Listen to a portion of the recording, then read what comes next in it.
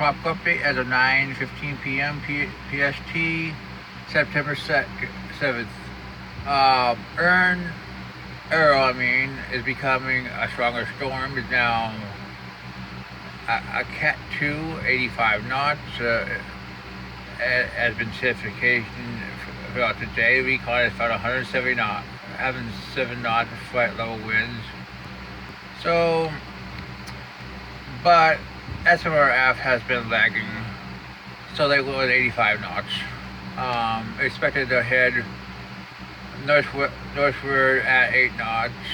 Then expected to turn northeastward and northeastward and solid as it moves between the middle of which the north, southeast, and digging in the middle, talk to the northwest in the next couple of days.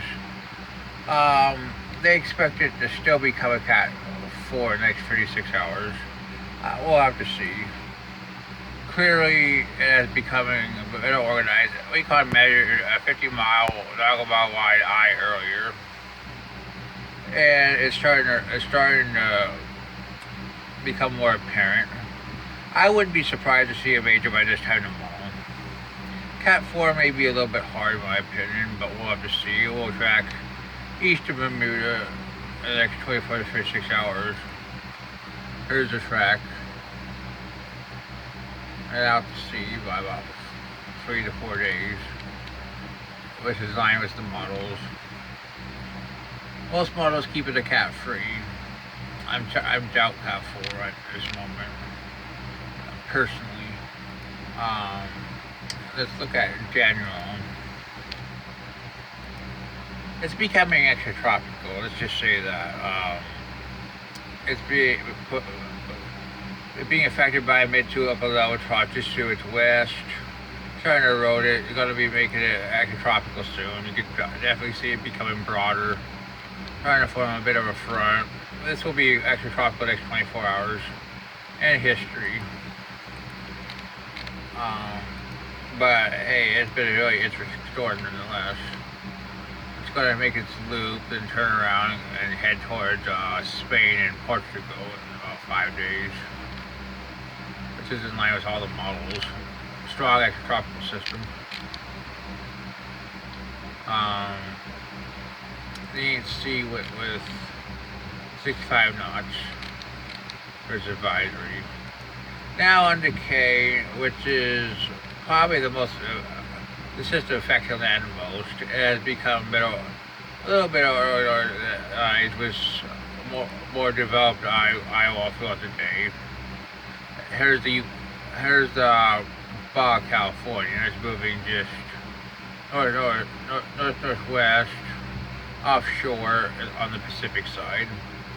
And about 24 hours it will be heading to colder water, so we expect weakening. Regular shares not forecast to increase much during the next couple of days. As seas beneath hay will be steady clear along with a gradual drying of the mid-level air mass. So it will be weakening, heading northwestward at 345 by 12 knots. And when it becomes weak enough, it will be pushed to the west and then southwest late in the forecast period. How long this can hold up will depend on how far north it gets. Let's look at what the AC has to say. Pretty much it takes it up almost the latitude of the Mexican-Californian border before it turns westward. We'll have to see. This is a tricky forecast, but this is in line with the models. So the models, I think, have a pretty good handle on it. It's a shame it couldn't be landfall in California, but hey, it is what it is. The storm never got really strong. Lastly, we're watching a system in northwest of the Azores. Cape Verde have 70% chance of development. 95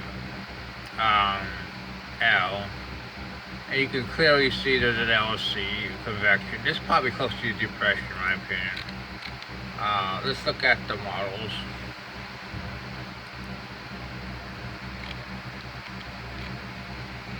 Models forecast west northwestward for the next 48 to 72 hours, then northeastward out to sea. Then after the models taking close to tropical storm. We got another system behind it which has a 30% long term right here off Africa, which will head west northwestward. It'll probably also get pulled out to sea. I mean, the season that everything goes out to sea in the height of the season, pretty much. Here's the GFS, 24 hours, 48 hours. Hey,